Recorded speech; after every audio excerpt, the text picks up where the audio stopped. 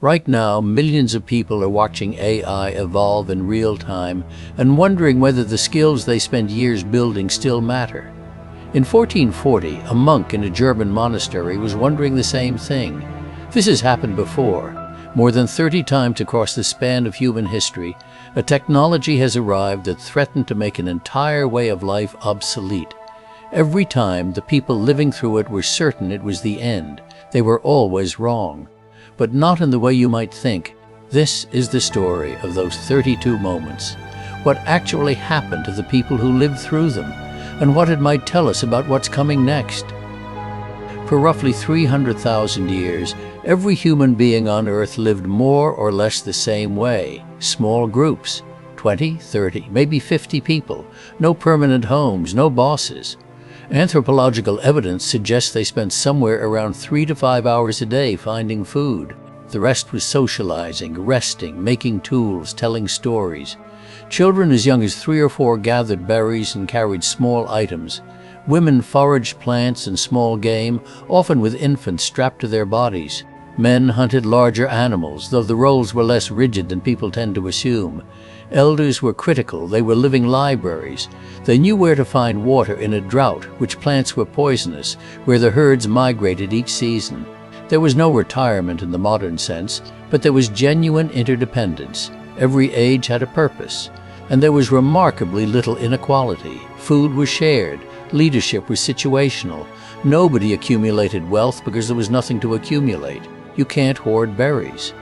Then, around 10,000 years ago, people started planting seeds intentionally and penning animals. For the first time in human existence, food could be stored. A granary full of wheat meant you didn't have to move. It also meant someone could control that granary. There was no single dramatic moment, no inventor, just a slow squeeze across centuries. The settlements grew grain, they had more children because they had more food, they expanded into hunting grounds, not out of malice, but because there was simply more of them. A way of life that had sustained families for 10,000 years got crowded out by people who didn't even hunt. The strange part is that the early farmers were actually worse off as individuals, shorter, weaker. More disease from living close to animals, worse teeth from grain-heavy diets. Their work hours went up because farming is backbreaking in ways that foraging isn't. But none of that mattered. They had numbers, and numbers overwhelmed everything else. Out of this shift came something entirely new, roles that had never existed. Potters, weavers, builders, priests, soldiers, chiefs. Specialization, hierarchy. Villages became towns, towns became cities. And the first power structure. Whoever controlled the stored grain controlled the people around it. The first inequality was born alongside the first wealth. Some archaeologists consider this the single most consequential transition in all of human history. Also arguably the most harmful to individual quality of life. Around 3400 BC in Mesopotamia, humans invented writing. It was the first time knowledge could be stored outside a living brain. When an elder died before writing, their knowledge died with them. Writing changed that. But it also created the first knowledge gatekeepers. Literacy was rare and expensive to acquire. Scribes became powerful in every ancient civilization because the ability to read and write was a source of enormous social power precisely because almost nobody else could. For 3,000 years that arrangement held. Knowledge was stored in writing. Writing required literacy. Literacy was controlled by institutions. By the Middle Ages in Europe, the Catholic Church held a near monopoly on written knowledge. Books were copied by hand, mostly by monks in monastery workshops called scriptoria. A single Bible could take a scribe more than a year. The finished product cost as much as a house. Maybe 5 to 10% of the population could read. Everyone else depended entirely on the church. The village priest was the only literate person most people ever encountered. He told them what the Bible said. They had no way to check. The monks who did this copying often started in their teens and spent decades mastering calligraphy and illumination, the gold leaf and intricate artwork that decorated important texts. It was considered sacred work, a lifetime skill. In 1440, Johannes Gutenberg built a press with movable type that could produce pages hundreds of times faster than a human hand. A book that took a year to copy could be printed in days. Within decades, prices collapsed. A monk in a German monastery around 1450, he's been copying manuscripts since he was 15. 25 years of mastering handwriting so precise that a single error meant starting an entire page over. His work is displayed in the monastery library. Then word arrives of a merchant in Mainz with a machine that produces in a day what takes a month by hand. Within 5 years, the monastery's orders for hand-copied books have dried up. Within a generation, scriptoria across Europe are closing. But here's what happened next. Printing eventually created far more work than it destroyed. Typesetters, press operators, papermakers, ink manufacturers, booksellers, publishers, bookbinders. Entirely new trades. Literacy began a centuries-long climb. Martin Luther's 95 Theses spread across Europe in weeks, impossible before the press. Scientific knowledge accelerated because researchers could finally build on each other's published work. The church fought back. Censorship, banned books, accusations of heresy against printers.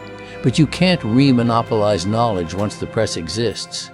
And this is where a pattern emerges that's going to repeat for the rest of this story. The church's power rested on controlling information. The printing press put information in the hands of ordinary people. The institution that held the monopoly fought the technology that broke it, and lost. Whoever controls the dominant technology of an era controls society. When a new technology democratizes that control, the old order fights it. The old order loses, every time. Most people think of medieval knights as warriors. They were. But more importantly, they were the structural foundation of an entire social order. Understanding why requires understanding the economics. A warhorse cost as much as a small farm. Full plate armor represented months of a blacksmith's labor, and the training took roughly 14 years. A noble boy was sent away from his family at age 7 to serve as a page in another lord's household. His mother might not see him for years. By 12 or so, he became a squire carrying armor, tending horses, training with weapons daily. If he proved himself by 21, he was knighted in an elaborate ceremony. Only families who already held land and wealth could afford any of this, which created a locked cycle. Military power required wealth. Military power protected wealth. Wealth funded military power. A peasant couldn't become a knight because he couldn't afford a horse. He couldn't afford a horse because he was a peasant. Peasant families worked the Lord's land together. Parents, children, everyone from a very young age. Herding animals, carrying water, gleaning fields after harvest. Their lives were structured entirely around the agricultural calendar and their obligations to the Lord. There was no realistic path to knighthood, military training, or social advancement of any kind. The feudal deal rested on the simple exchange. The knight provides military protection, the peasant provides labor and food. And it held because the peasant genuinely could not protect himself. A man in full armor on a warhorse was a medieval tank. A farmer with a pitchfork posed no threat. Gunpowder changed the math. A cannon could demolish castle walls in hours that had withstood siege for months.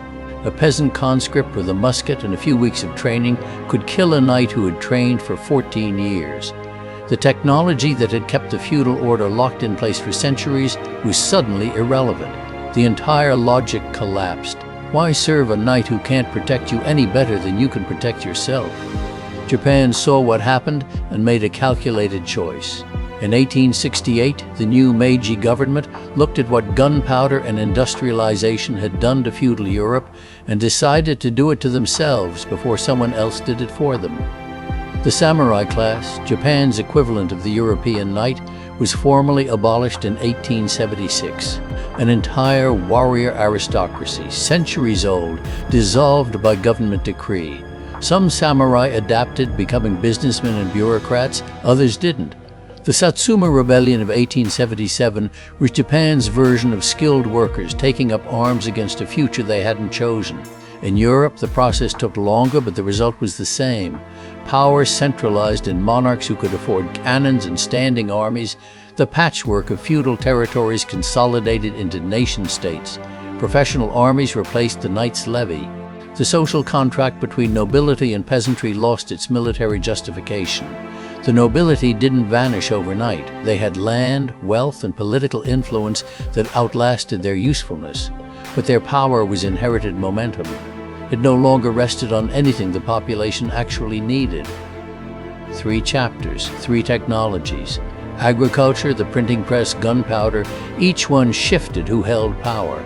Each time the old order resisted, each time the old order lost, and each time the people caught in the middle suffered for it. But here's the thing that matters most for understanding the moment we're in right now. Every person living through those transitions could see exactly what was being lost. The monk could see the empty desks in his scriptorium. The knight could see his armor hanging useless on the wall. Losses are visible, they're immediate, they're right in front of you. What none of them could see was what was coming. The monk couldn't imagine newspapers or scientific journals or universal literacy. The knight couldn't imagine democracy or professional armies accountable to civilian governments. Those things hadn't been invented yet. They were invisible. This asymmetry, visible losses, invisible gains, is hardwired into how humans experience change. It's why every generation living through a major disruption is absolutely convinced that theirs is the one that will finally break everything. They can see the destruction, they can't see the construction, so the future looks empty. It never is. Between the eras we've just covered and the ones ahead, dozens of other technologies reshaped the world. Bronze and iron displaced stone. The wheel transformed transport, but it took centuries to matter because wheels need roads, and roads need organized states to build them. Roman engineering built infrastructure at a scale that wouldn't be matched for 1700 years, and when Rome fell, the collapse of that infrastructure dragged civilization backward for centuries. Ocean navigation shifted global power from overland trade routes to the Atlantic nations, enabling both global commerce and the catastrophe of colonialism and the slave trade. Each followed the same pattern. New technology, gatekeepers fall, new structures rise, people suffer in the transition. The pattern holds. Let's see how fast it accelerates.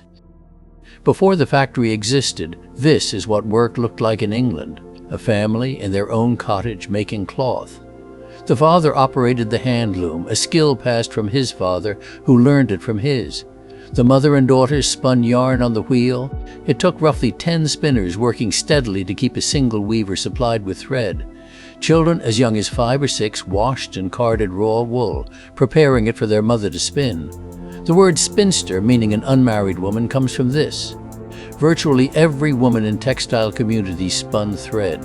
It was the default female occupation for centuries. By 1799, there were over 200,000 hand-loom weavers in England, concentrated in Yorkshire and Lancashire. They were poor by modern standards, but they worked together under their own roof at their own pace. A father could stop the loom to eat with his children. A mother could nurse an infant between batches of spinning. There was no boss, no time card, no commute. The rhythm of work followed the rhythm of family life. The spinning jenny, the water frame, the spinning mule. Machines that moved textile production from cottages to factories. One machine could do the work of 8 spinners, then 100, then 1,000. A family in Lancashire around 1805. The mother's spinning, the skill she learned from her mother, the skill that earned the family income, loses its value almost immediately. The father can still weave for now, but a weaver earned 21 shillings a week in 1802. By 1809, it's down to 14. Then the power loom arrives and his skill is obsolete too. The family's choice. Go to the factory, where the father, the mother, and their 8-year-old will work 12 to 16-hour days in dangerous conditions for wages that don't cover food, or starve. The first thing the factory destroyed wasn't a job, it was a family. For the first time in human history, work pulled families apart physically. Father to the factory at dawn. Mother follows or stays home and loses her earning power. Children either go to the factory, this is the birth of industrial child labor, or they're left alone. The cottage where everyone worked together sits empty. On March 11, 1811 in Nottingham, desperate workers began smashing textile machines. Night raids on factories, coordinated across Yorkshire and Lancashire through 1813. They called themselves followers of General Ned Ludd, probably a fictional figure. The word Luddite is used today as an insult, somewhat irrationally afraid of technology. The original Luddites were nothing of the kind. They were skilled workers watching their families starve while factory owners accumulated fortunes. Over 30,000 of them signed a petition for wage protections. Parliament rejected it. The government's response: more troops deployed against the Luddites than Wellington had taken to fight Napoleon in Portugal. Workers were killed, arrested, hanged. 250,000 handloom weavers in 1800. 7,060 years later. Factory jobs did eventually emerge, but eventually meant decades. The first generation of factory workers endured 14-hour days, children crawling under active machinery. Injuries was no compensation. It took the Factory Acts of 1833 onward to begin limiting child labor. It took decades more of organizing, strikes, and political struggle before conditions approached bearable. The generation that lived through the transition paid the full price and captured none of the benefit. The pattern accelerates. The steam engine freed factories from rivers. Suddenly you could build anywhere you had coal. Workers flooded from the countryside into cities. Manchester went from a modest town to a major industrial center within decades. The living conditions that awaited them were horrific. Overcrowding, pollution, disease, poverty, and densities that rural life had never produced. Railways cut travel times from days to hours and freight costs by 50 to 75%. The canal industry was devastated within a generation. Stagecoach companies went bankrupt. Coaching inns along old routes closed. Entire towns that existed as stagecoach stops withered. Their reason for being had been a function of how slowly people moved, and that function was gone. But railways created enormous new employment. Track layers, engine drivers, station staff, signal operators, steel workers. New towns sprang up at railway junctions. Fresh food reached cities, improving nutrition for urban populations that had survived on preserved and adulterated food. Railways also required more capital than any individual or bank could provide. The solution was to sell shares to the public, expanding stock markets that had first appeared in 1602 when the Dutch East India Company needed to fund voyages too expensive for any single investor. This financial infrastructure, pooling risk and capital from thousands of strangers, would become the primary mechanism through which technological gains were distributed in the modern era. Who owned the shares determined who captured the wealth. That mattered then. It matters now. The telegraph made communication instant across any distance with a wire. The Pony Express, one of the most exciting jobs in 1860s America, riders crossing dangerous frontier territory at speed, lasted 18 months. The telegraph made it pointless. But within a decade, those same frontier towns had telegraph offices, and the operators staffing them were part of something nobody had predicted. A global information network that transformed business, journalism, and military coordination simultaneously. Many of those operators were women, one of the first technical professions open to them. This chapter matters more for understanding AI than almost anything else in this video. Factories in the steam era were built around a single, massive engine at the center of the building, connected to every machine by belts, shafts, and pulleys. The layout followed the power source, not the work. Machines closest to the engine got the most power. The building was designed around the technology. In homes, gas lamps lit the streets. Cities employed lamplighters who walked their routes at dusk, lighting each one, and returned at dawn to put them out.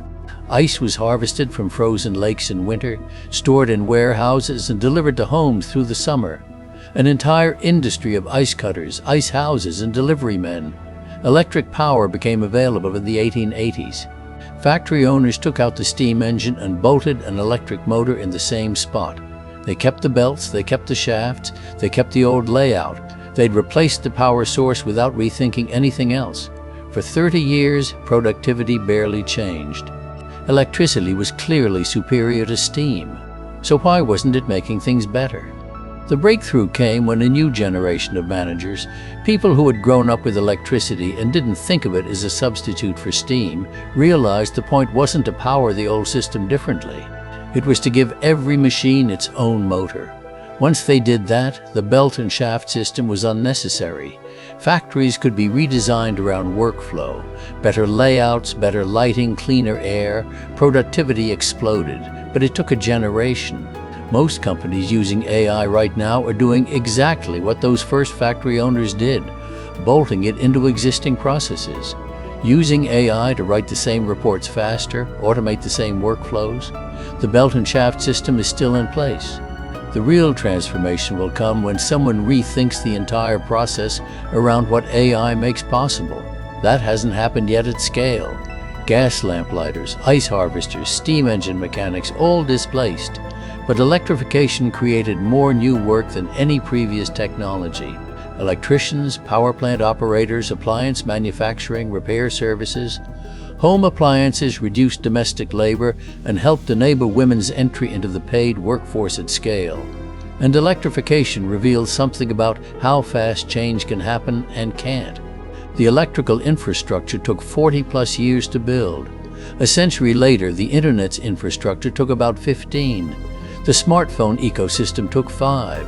Humanity has gotten dramatically faster at building the technical systems new technologies need.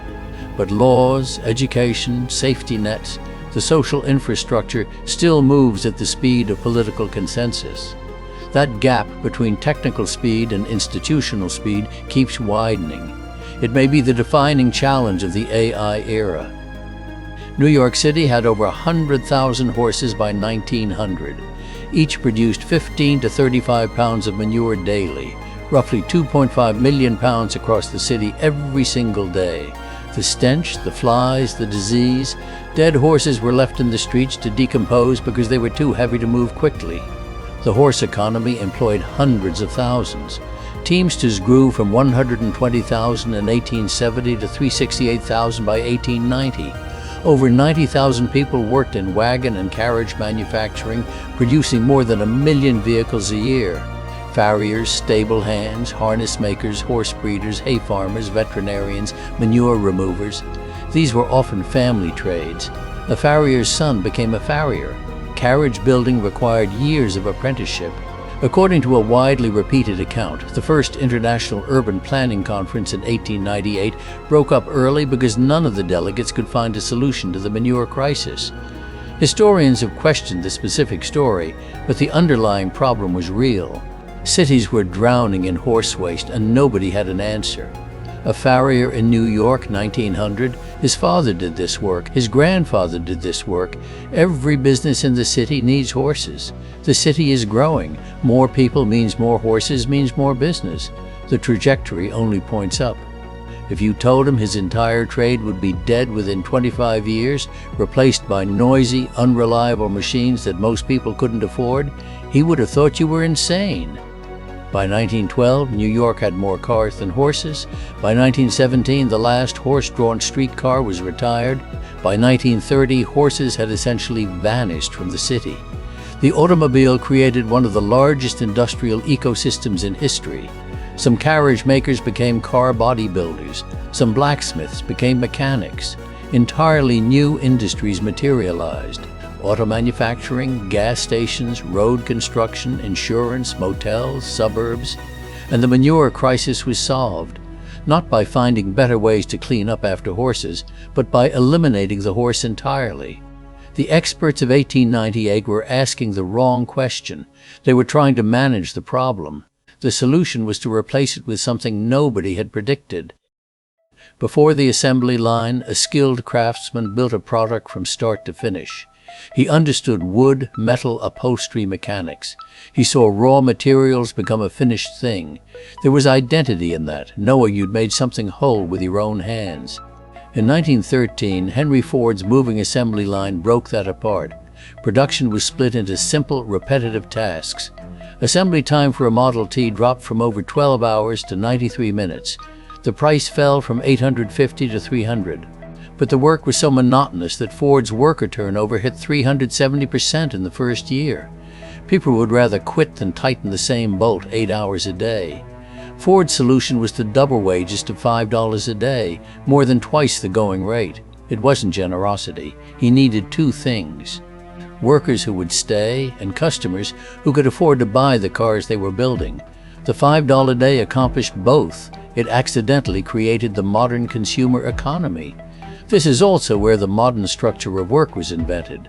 The 8-hour day wasn't natural.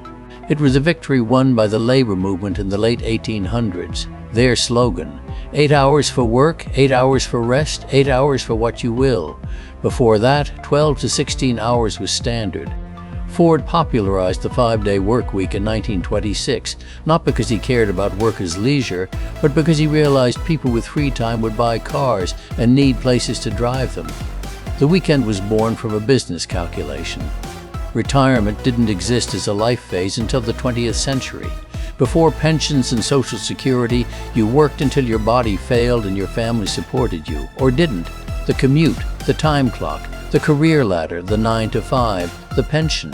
Every piece of what people today assume is the natural structure of work was assembled over about a century in response to industrial technology.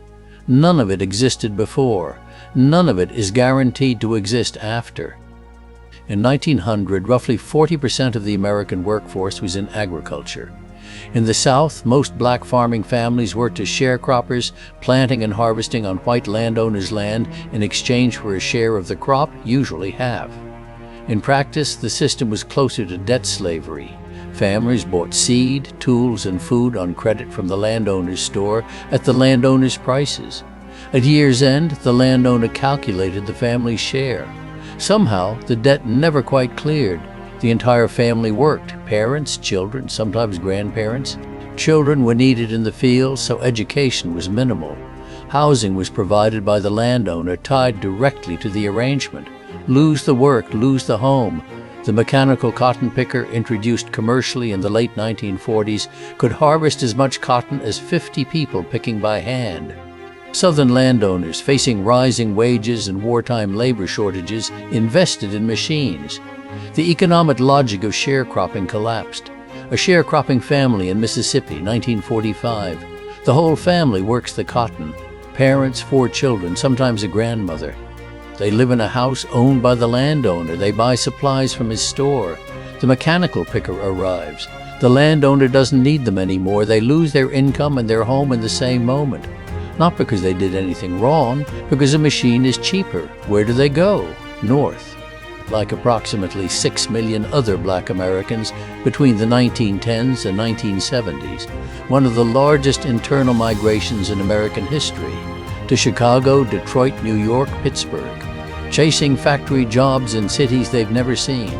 The Great Migration reshaped America in ways nobody anticipated. Jazz, blues, the Harlem Renaissance. Born from displaced communities building something new in unfamiliar cities. The civil rights movement drew its organizational power from the concentrated black urban populations that the migration created. But the journey didn't end the hardship. It changed its shape. Discrimination in northern housing, employment, and education met the families that arrived. The cultural explosion was real, so was the suffering. Farm employment dropped from 40% of the workforce to under 4%. Small towns across rural America hollowed out. Food became radically cheaper, freeing income for other spending. The aggregate numbers looked like progress. The families inside those numbers experienced something more complicated. Before containers, unloading a cargo ship required teams of 20 to 30 longshoremen working for days. It was backbreaking, dangerous work. But the pay was good, the unions were strong, and the waterfront was a community. The Port of New York employed around 35,000 longshoremen in the 1950s. Jobs passed through families.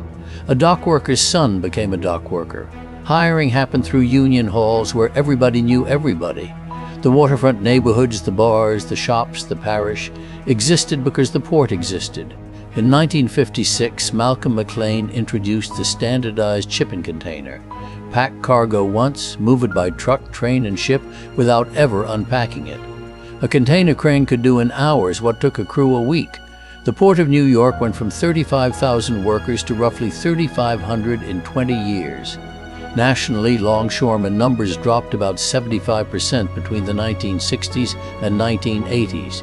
The ILA union fought hard. In some ports, they negotiated guaranteed annual income for displaced workers, but the jobs were gone. No amount of negotiation brings back work that a machine does better, faster, and cheaper. Port activity shifted to new locations that could handle container cranes. Deep water ports with integrated rail. Historic ports declined. Liverpool, Baltimore, parts of Oakland. The waterfront neighborhoods built around them emptied out, bars closed, families scattered. Global shipping costs dropped enormously. It became cheaper to manufacture goods on the other side of the world and ship them in containers than to produce them locally. The entire modern global supply chain, the reason your phone was assembled in China, your shirt sewn in Bangladesh, your coffee roasted in Italy, exists because of containerization. New logistics and supply chain jobs emerged, but they weren't in Brooklyn, and they didn't employ the sons of longshoremen. When ATMs started appearing in the late 1960s and early 1970s, the prediction was straightforward. Bank tellers would be eliminated. Machines could handle routine deposits and withdrawals 24 hours a day. The math seemed obvious. The opposite happened. Teller employment in the United States grew from roughly 300,000 in 1970 to over 600,000 by the early 2000s. The reason was mechanical. ATMs reduced the number of tellers needed per branch from about 21 to 13, but that made each branch significantly cheaper to operate. Banks, helped by deregulation that loosened branching rules, opened more locations. More branches, even with fewer tellers each, meant more tellers overall. And the tellers who remained shifted from counting cash to selling products, advising customers, handling complex requests. The job transformed. Employment went up. This became the favorite example for anyone arguing that technology doesn't destroy jobs. Economists cited it in papers. Pundits referenced it on television. See? The ATM didn't kill the teller, except at the exact moment that example became popular, it stopped being true. Starting in the 2010s, teller employment entered a steady decline, and it hasn't recovered. The cause wasn't the ATM, it was the smartphone. Mobile banking changed the customer interface entirely. Once people could handle everything from their phone, the branch itself, not just the teller inside it, became unnecessary. The ATM didn't kill the bank teller, the iPhone did. And nobody in 1980 was watching for the iPhone. The lesson is sharper than the comfort version. The obvious disruption often isn't the one that gets you. The first wave of new technology frequently transforms jobs, even increases them. The second wave, from a direction nobody predicted, is what eliminates them. The pattern is established. Now watch how fast it repeats. Before radio, every town had its own musicians, its own theater troupe, its own lecturers who drew audiences. Radio changed the equation. A singer in New York could reach 10 million listeners at once. The local musician in your town couldn't compete with that. Not on talent, not on production quality, not on variety. A handful of national performers replaced thousands of local ones. This was the first technology to create a winner. Take all dynamic in entertainment and information, where the very best captured almost everything and everyone else got almost nothing. Television amplified it. The internet amplified it further. It has never reversed. Telephone switchboard operators, meanwhile, became one of the largest female workforces in early 20th century America. A new technology, a new job category, overwhelmingly staffed by women. It lasted about 60 years before automated switching made it obsolete. The personal computer killed the typing pool. Before PCs, large organizations employed rooms of typists, almost exclusively women, who handled correspondence, documents, and filing. Typewriter manufacturers like Smith Corona and Olivetti were major companies. Word processing made the pool unnecessary. Executives started typing their own memos. The typewriter industry collapsed. Secretaries who adapted became administrative assistants with broader responsibilities. Those who didn't were displaced entirely. The Internet, 1990s. Travel agents were among the first casualties. Why pay someone to book a flight you can book yourself? Encyclopedia salespeople disappeared. Video rental stores entered a slow death. Newspaper classified advertising, which had subsidized journalism for a century, migrated to Craigslist practically overnight. Web development, e-commerce, digital marketing, cybersecurity, millions of new jobs that had no names 10 years earlier. Smartphones, 2007. GPS device makers saw consumer sales collapse. Point-and-shoot cameras became unnecessary. Kodak, the company that had invented digital photography, filed for bankruptcy in 2012, destroyed by the technology it had pioneered. Taxi medallions in New York fell from $1.3 million to under $200,000. The app economy, the gig economy, mobile-first businesses, enormous new employment categories created in years, not decades, cloud computing, 2010s, on-premise IT departments shrank, traditional software sales forces disappeared, cloud architects, DevOps engineers, SaaS developers, career paths that hadn't existed a decade earlier. Agriculture took thousands of years to spread. The printing press took centuries to transform society. The steam engine took decades. The internet took years. The smartphone ecosystem took months. Each disruption follows the same pattern. Each comes faster than the last.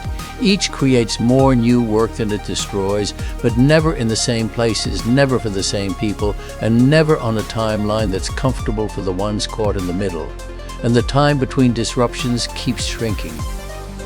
Before going further, it's worth stepping back and looking at something most people never think about.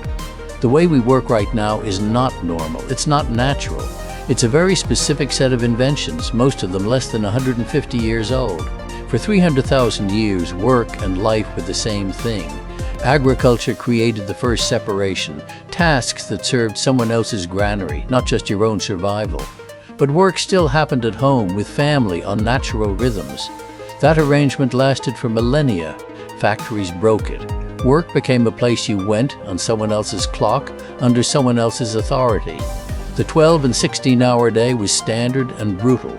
The 8-hour day was won through decades of organizing.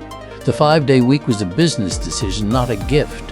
The weekend, the commute, the career ladder, the pension, assembled piece by piece over a century, each one a response to the problems created by industrial technology. The idea of a career, training for a single profession, and doing it for 40 years is historically bizarre. For most of human existence, people did whatever needed doing. A farmer was also a builder, a toolmaker, a butcher. Lifelong specialization is an industrial invention. Retirement as a planned phase of life is a 20th century invention. Before pensions and Social Security, you worked until your body failed. So the 9 to 5, the career, the retirement plan, the weekend, none of it existed before the 1800s. All of it was invented in response to technological change. And every time the underlying technology shifted, the structure of work shifted with it. There is no reason to assume the current configuration is the last one. After 32 disruptions, the pattern is clear. People are afraid, gatekeepers are threatened, experts are making confident predictions. The printing press didn't create the world the monks feared, it created a world nobody imagined. The same will almost certainly be true of AI. But there are things about this moment that are genuinely different. Speed. Every previous disruption unfolded over decades or generations. AI capabilities are advancing in months. The people who need to adapt may not have a generation to do it. Scope. Every previous automation targeted physical or routine tasks. AI is the first technology that augments thinking, writing, analysis, creativity, decision-making. These are the tasks humans retreated to when physical labor was automated. There may be less room to retreat this time. Breadth. Previous technologies disrupted specific industries. Textile mechanization hit weavers. Containerization hit dock workers. AI touches nearly every knowledge work occupation simultaneously. And there's something else. For the first time, it's the educated professional class, lawyers, writers, analysts, programmers, designers, facing disruption. Every previous wave mostly hit people with less political and social power. This group has more ability to lobby, organize, and shape the narrative. Whether they use that power to protect everyone or only themselves is an open question. And then there's the flood. AI has collapsed the barrier to creation in the same way the printing press collapsed the barrier to publishing. Anyone can now build software, generate images, produce articles, create videos. The phenomenon has a name. Vibe coding, describing what you want to. AI and letting it write the code. The immediate result is exactly what happened after every previous barrier collapse. After Gutenberg, Europe was buried in cheap pamphlets, propaganda, and rushed copies. The term hackwriter comes from that period. After the internet made publishing free, content farms churned out articles engineered to game search engines rather than inform anyone. AI slop is the current version. Generated articles that say nothing in elaborate prose, images with anatomical errors, videos with that uncanny smoothness, applications that solve problems nobody has. The barrier dropped. Volume rushed through the door first. Quality didn't. This resolves the same way every time. The flood peaks. Audiences develop filters. The value chain reorganizes around what the technology can't provide on its own. When everyone can print, the scarce resource isn't printing, it's editing, curation, and trust. When everyone can build software, the scarce resource is knowing what's worth building. Judgment, taste, understanding which problem actually needs solving and for whom. Trust can't be vibe-coded. Neither can the ability to maintain something for years, or get it in front of the people who need it, or handle complexity at a scale where millions of users depend on it working correctly every day. But the advantages of scale are narrower than they've ever been. One person with AI tools can now prototype in a weekend what used to take a team 6 months. The cost of experimenting has dropped to nearly zero. The printing press didn't make everyone a great writer. But the world ended up with vastly more writers, more readers, and more ideas in circulation than the monks could have conceived of. Nobody knows what happens next. Anyone who claims certainty is selling something. But the historical pattern gives us a framework for thinking about the range of possibilities. The first possibility follows the printing press model. AI handles repetitive cognitive work the way machines handled repetitive physical work. Humans shift toward judgment, relationships, creative direction, caregiving, work that requires trust and presence. New job categories emerge that nobody can name yet, the way web developer meant nothing in 1985. The overall economy grows. Most people end up better off. The transition is rough but manageable. The second follows the containerization model. The economy gets wealthier in aggregate, but the gains concentrate. Some regions and industries thrive, others hollow out. The numbers look good on paper. The lived experience depends entirely on where you're standing and which skills you have. The third follows the early industrial revolution. Productivity soars. Working people suffer for a generation before institutions catch up. The benefits concentrate among a small number of companies and individuals until political pressure forces redistribution. This isn't permanent collapse, but eventually can mean decades of real misery. The fourth has no historical precedent. Every previous technology was a tool that needed a human to direct it. The loom needed a weaver, the tractor needed a driver, the computer needed a programmer. If AI crosses into something capable of directing itself across most tasks, the pattern of new technology creates new jobs may not hold. Serious researchers disagree about whether this is likely and on what timeline, but it's worth naming rather than assuming the optimistic case is guaranteed because it's always worked before. The fifth is the one that rarely gets discussed. What if the pattern of disruption toppling gatekeepers simply doesn't apply this time? Not because the technology isn't powerful enough, but because modern gatekeepers are better at protecting themselves than any previous era's incumbents.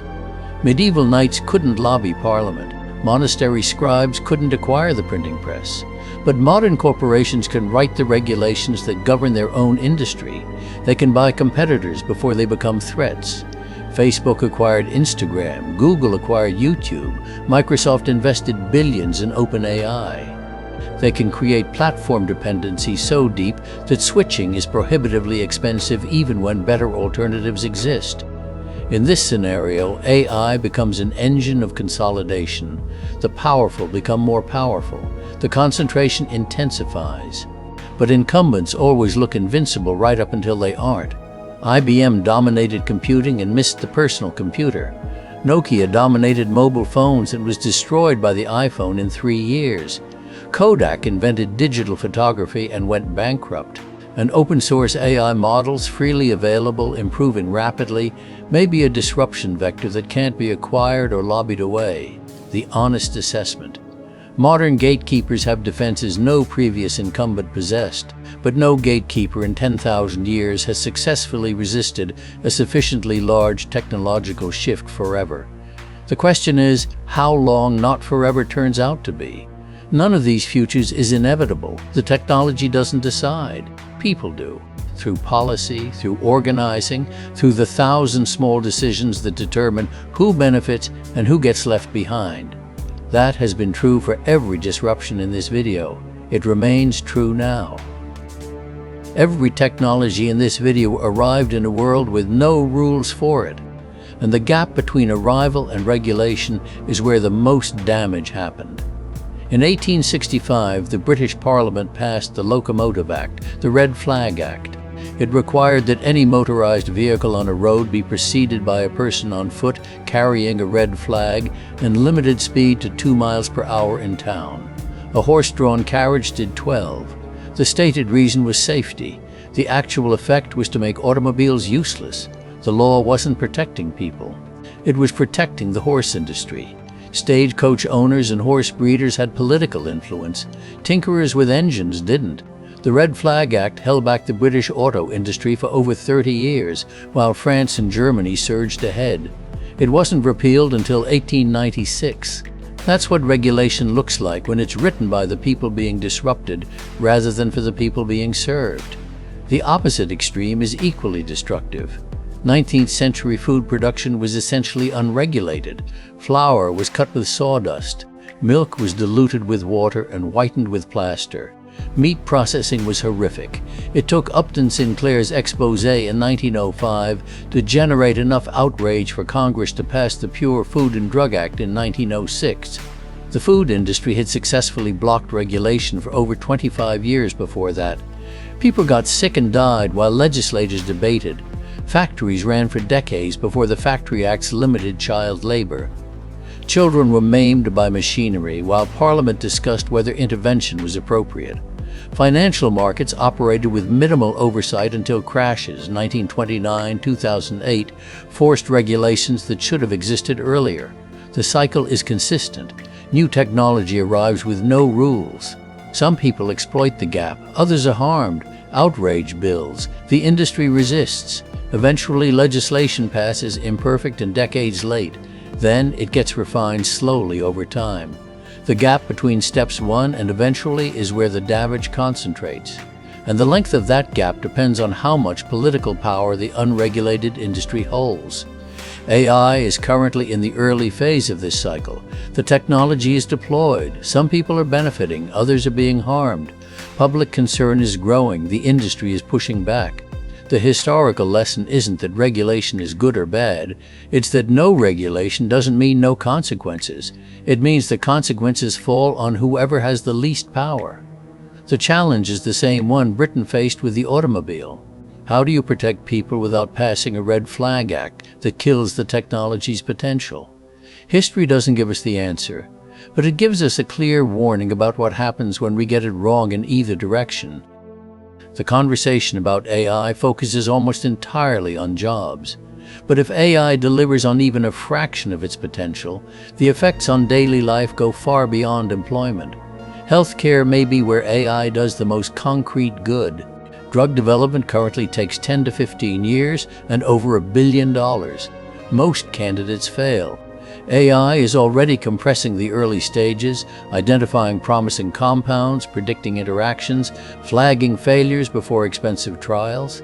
For someone with a rare disease that has no treatment because the market is too small to justify the cost, that compression could determine whether a cure exists in their lifetime. AI diagnostic systems are matching human specialists at detecting certain cancers in imaging scans. A rural clinic that has never had access to a radiologist could have AI-assisted diagnostics through a tablet. For those communities, that's not incremental improvement. It's the difference between early detection and a death sentence. Personalized medicine, treatments calibrated to individual genetics and medical history rather than population averages. mental health support available to people who currently have zero access to providers, reduction in administrative burden that consumes a massive share of physicians' working hours. Advanced medical care has always been a privilege of wealth and geography. AI has the potential to democratize it, the way the printing press democratized knowledge. Whether it actually does depends on whether the best tools remain expensive and proprietary or become broadly accessible. The technology enables the outcome. Policy determines it. Transportation and housing are linked. Housing costs are largely a function of commute distance. If self-driving vehicles turn commute time into productive time, distance stops being a penalty. Land that's currently too far from jobs becomes viable.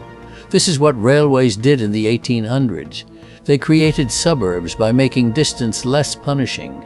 Self-driving could do it at a larger scale. China built roughly 40,000 kilometers of high-speed rail in about 15 years. Western countries have struggled to replicate this. Cost, labor shortages, regulatory complexity. If AI-coordinated robotic construction reduces the cost and time of building infrastructure, projects that are currently impossible become feasible. A town 4 hours from the nearest city becomes 45 minutes by rail. Property values, job access, community viability, all of it shifts. Combine cheaper construction with expanded transport, and the housing affordability crisis that seems unsolvable under current constraints could genuinely ease. Energy. If AI accelerates breakthroughs in battery storage or fusion, the effects cascade through everything. Cheaper energy makes manufacturing, transportation, heating, cooling, and desalination all cheaper. Abundant energy is historically one of the most powerful drivers of improved living standards. Food. AI-driven precision agriculture is already emerging. Drones monitoring crop health, optimizing water and fertilizer, robotic harvesting. Combined with vertical farming and alternative proteins, the food system could look fundamentally different within a generation. Education.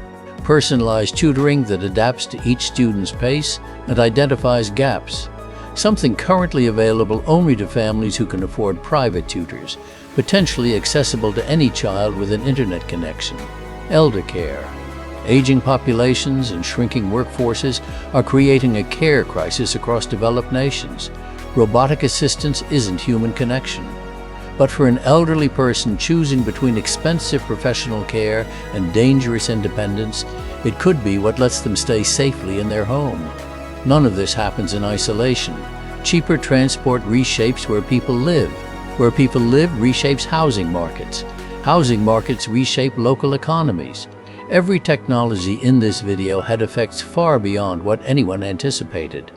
Railways created suburbs, national markets, and standardized time zones. AI's ripple effects will be equally far-reaching and equally unpredictable. Every outcome described here is a possibility, not a prediction. The printing press made universal literacy possible. It took centuries of deliberate effort to achieve it. If AI works the way the optimists hope, it creates a problem nobody has solved. An assembly line in 1913 could produce cars faster than ever, but the workers building them couldn't afford to buy one. Henry Ford's $5 day, which we covered earlier, wasn't charity. He needed customers. The production side had outrun the consumption side. Scale that to civilization. If AI replaces a large portion of human labor, productivity soars and costs could plummet. But if people don't have income, they can't buy anything. An economy that produces everything but pays nobody is an economy that collapses. Universal basic income sounds radical. It's less radical than people think because societies have done versions of it every time a disruption demanded one. The GI Bill paid millions of returning soldiers to go to college and buy houses instead of flooding a job market that couldn't absorb them. Social Security was a response to industrialization, breaking the old system where families supported elders. Unemployment insurance exists because industrial economies create joblessness that agricultural economies never did. These weren't ideological experiments. They were pragmatic responses to a reality that had changed faster than people could adapt. UBI is the same kind of idea, scaled to a potentially larger disruption.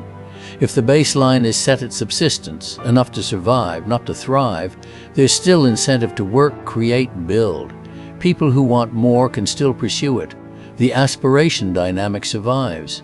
The difference is nobody starves while finding their footing. But if AI eliminates most ways of earning above the baseline, the picture changes. There's a mechanism problem. Stock markets, which we traced back to the Dutch East India Company in 1602, have become the primary channel through which technological gains are distributed. Every disruption in this video made the economy wealthier, but that wealth flowed to whoever owned the means of production. The printing press made publishers rich, railways made investors rich, AI is making chip makers and cloud companies rich. In the United States, roughly the top 10% of households owned about 87% of all stocks. When AI drives valuations up, the gains flow to people who already have wealth. A warehouse worker doesn't benefit from a chipmaker's stock tripling. The economy grows on paper. Their experience doesn't change. This cycle has been partially broken before. Post-war pension funds and rising union wages gave factory workers a share of market growth. That wasn't accidental.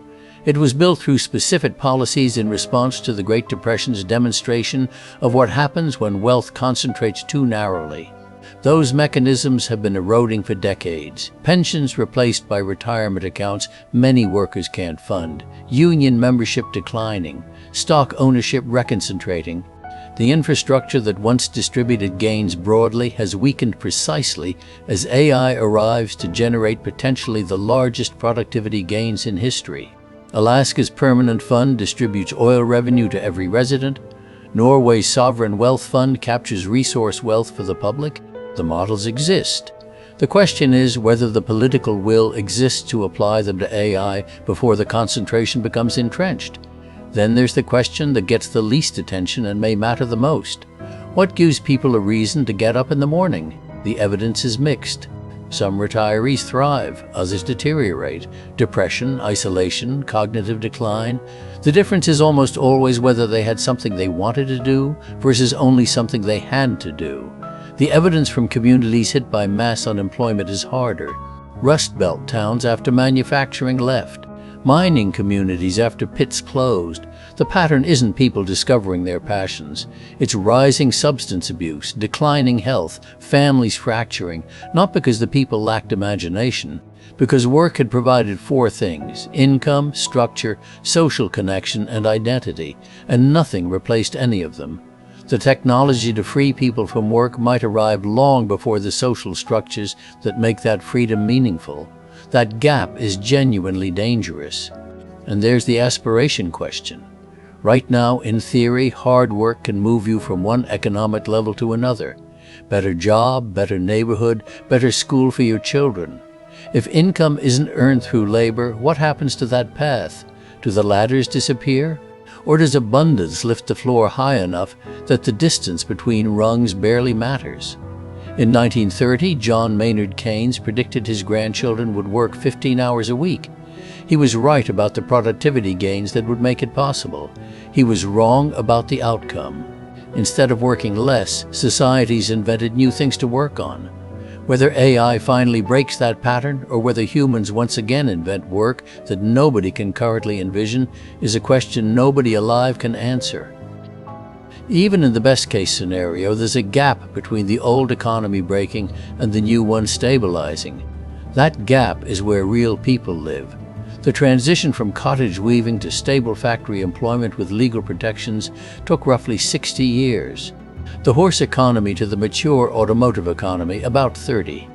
The adjustment after mechanized farming displaced millions of Black Americans from the rural South is arguably still ongoing. During each of these transitions, the aggregate statistics looked fine. GDP grew. Total employment recovered. Economists could point to charts showing progress. But the people inside the numbers weren't living in aggregate statistics. They were living in a specific town with specific skills, facing specific bills. The charts didn't pay rent. The transitions that went worst were the ones where society assumed the market would sort it out. The early industrial revolution, agricultural mechanization in the South. In both cases, the disruption happened, the benefits concentrated, and the people displaced were left to fend for themselves. Decades of suffering followed before policy caught up. The transitions that went best were the ones where institutions adapted deliberately: the GI Bill, Social Security, the Factory Acts, public education. None of these were perfect, but they were attempts to bridge the gap rather than ignore it. The AI transition will have its own gap. How long it lasts, 5 years, 20, 50, depends less on the technology than on the choices made around it. And the single biggest factor across every historical example in this video is whether the people making the decisions are the same people affected by them. Factory owners chose to mechanize, weavers paid the price, landowners bought tractors, sharecroppers were evicted, shipping companies adopted containers, dock workers lost their neighborhoods. In almost every disruption, the decision makers and the displaced were different populations. Whether that pattern holds for AI, or whether this time the breadth of disruption forces a broader conversation, may determine everything. 32 times, humanity has faced a technology that threatened to upend everything. And 32 times, people said this would be the end. They were partly right every time. People lost livelihoods that had sustained families for generations. Communities dissolved. Skills that took a lifetime to master became worthless in a decade. The suffering was real. But they were wrong about the shape of what came next. Not because it worked out easily, it often didn't for decades. They were wrong because the future that arrived was never the one anyone predicted. The monk who watched his scriptorium close couldn't imagine journalism. The weaver who smashed looms couldn't imagine fashion design. The dock worker who watched cranes replace his crew couldn't imagine global supply chain management. The farrier who thought cars were a rich man's toy couldn't imagine an economy of highways and suburbs built around the machine that killed his trade. We are them, standing at the same threshold, unable to see what's on the other side. The technology doesn't determine what happens next. It never has. The printing press didn't decide to create democracy. The steam engine didn't decide to create labor unions. People did. Through organizing, through legislation, through refusing to accept that the benefits of progress belonged only to the people who owned the machines. The most dangerous thing any society has done during these transitions is nothing. The early Industrial Revolution wasn't terrible because the technology was terrible. It was terrible because the people in power didn't care what happened to the people without it. The Luddites were right about their pain. They were wrong about the future being hopeless. Both were true at the same time. We are in a Luddite moment. The pain is real. The fear is rational. Nobody knows what comes next. But 32 times something came next. And 32 times it was bigger than anyone at the threshold could see. The question has never been whether the future arrives. It always does. The question is whether we build it together.